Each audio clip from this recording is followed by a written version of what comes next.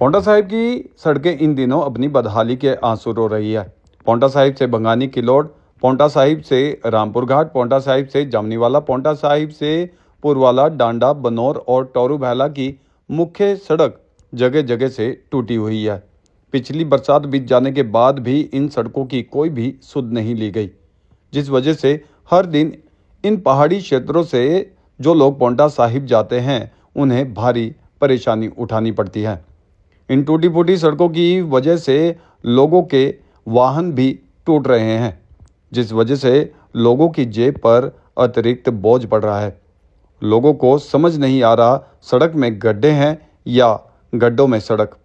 पांवटा साहिब की सड़कों की बदहाली के लिए जितना प्रदेश की कांग्रेस सरकार जिम्मेदार है, उतनी ही जिम्मेदार पांवटा साहिब की विपक्ष में बैठी भाजपा भी है, क्योंकि विपक्ष में इन दिनों भाजपा बैठी है। इस अव्यवस्था को देखकर भी विपक्ष खामोश बैठा है, मानो उसके मुंह में दही जम गई हो।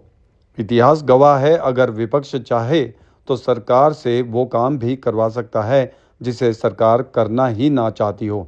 लेकिन पांवटा साहिब में विपक्ष मानो कुंभकर्णी नींद में सोया हुआ है और जो कुछ लोगों की समस्या विपक्ष को उठानी चाहिए थी, वो समस्याएं भी केवल पांवटा साहिब की मीडिया ही उठा रही है। ऐसे में सवाल खड़े हो रहे हैं, क्या बीजेपी और कांग्रेस आपस में सेटिंग कर बैठी है? ऐसा क्या है कि बीजेपी सड़क की इतनी दुर्दशा होने के बावजूद भी खामोश बैठी है? ऐसे में अब सवाल खड़े हो रहे हैं, क्या पांवटा साहिब की ये सड़कें कभी सुधरेगी भी या यूं ही लोगों को परेशानी उठानी पड़ेगी? बहरहाल इस पूरे मामले पर आपकी क्या राय है, आप कमेंट कर जरूर बताएं।